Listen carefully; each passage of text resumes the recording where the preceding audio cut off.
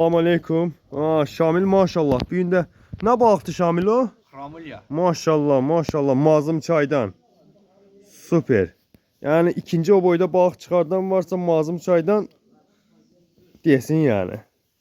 Kardeş maşallah. Tutur da.